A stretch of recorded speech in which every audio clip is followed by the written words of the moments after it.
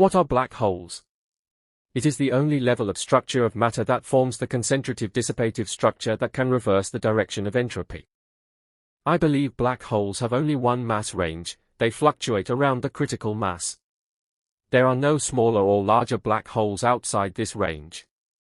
The critical mass of a black hole automatically controls its mass, ensuring it doesn't exceed this fluctuation range. This is a completely spontaneous, self-balancing negative feedback mechanism. Only when mass accumulates to the critical mass of a black hole can it generate extreme internal pressure and temperature, creating extreme thermodynamic potential energy conditions that allow the final structural layers of matter to be opened, allowing elementary particles to undergo independent oscillatory motion. Only under these extreme conditions can elementary particles temporarily exist independently, thus completing a complete energy renewal of matter. Matter accumulates spontaneously and continuously, and it doesn't care what kind of fat the black hole will eat. However, when the mass gathers beyond the critical mass of the black hole will eject energy state matter, such as photons, and high-energy mass matter, such as hydrogen, outward, and when the mass gathers higher than the critical mass of the black hole, the rate at which the black hole ejects matter outward will be more violent, and the ratio of this outward eruption to the matter it can absorb will develop in the direction of thinning it out. When its mass drops below the critical mass of the black hole, the eruption of energy matter will not stop immediately, but will continue to erupt due to process inertia until the process inertia is consumed, and its eruption cannot stop. At this time, it entered a period of silence. Due to the huge mass of black holes, the period of silence and eruption is too far away from the human life cycle, making it seem that some black holes are forever silent and some are erupting forever. Some people say that a white hole is actually a black hole during the eruption period. Since a black hole has this function of self-regulation and self-equilibrium, it is not much smaller than the critical mass of a black hole, nor much larger than its critical mass. If it is too small, it will not form a black hole condition to make itself a black hole, and if it is too large, the self-regulation function of the black hole itself does not allow it. The black hole and its galaxies form a centralized dissipative structure, which is the basic thermodynamic existence unit of self-equilibrium, self-regulation, and conversion between energy order and information order without frictional loss. It is the only structure that is naturally eternal. No force can destroy this structure. A black hole controls the mass around it, and these masses form a gravitational chain that controls the mass of the entire galaxy.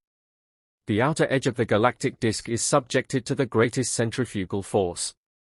This places the gravitational centrifugal equilibrium margin of the black hole galaxy complex. Therefore, the mass of galaxies also has its own range, which cannot be too big or too small. Two large parts will be thrown off by the end of the galaxy's spiral arm.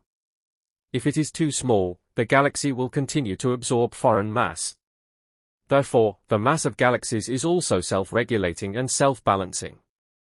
However, in the final analysis, the mass of galaxies is regulated according to the mass of black holes, which in turn are self-regulating and self-balancing critical masses of black holes.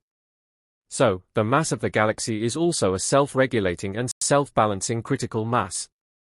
Therefore, I can't easily believe that in the space and time that your physical existence cannot reach, you cannot rely on the so-called scientific method of empiricist empirical methodology. It can only get the reality of phenomena at most, and sometimes it is not a real phenomenon. The means they use to confirm their guesses are observation and experimentation, but what they can obtain from observation and experimentation can only be the reality of phenomena, and when interpreting the truth of the phenomenon obtained as substantive truth, they still use subjective methods that they take for granted, which seems to be reasoning but is actually speculation.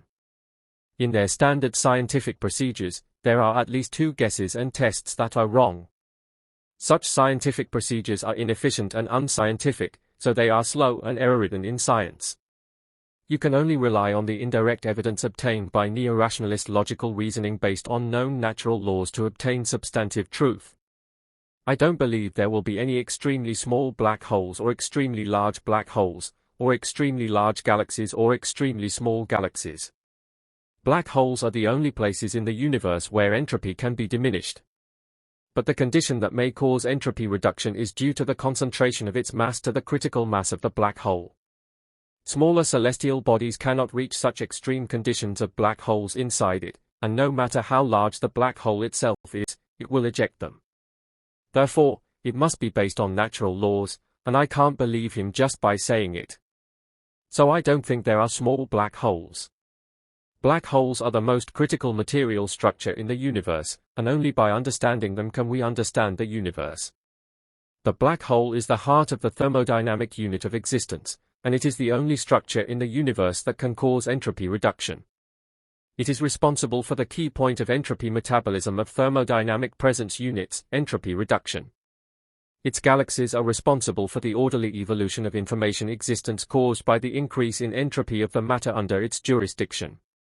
Black holes are responsible for recovering renewal energy.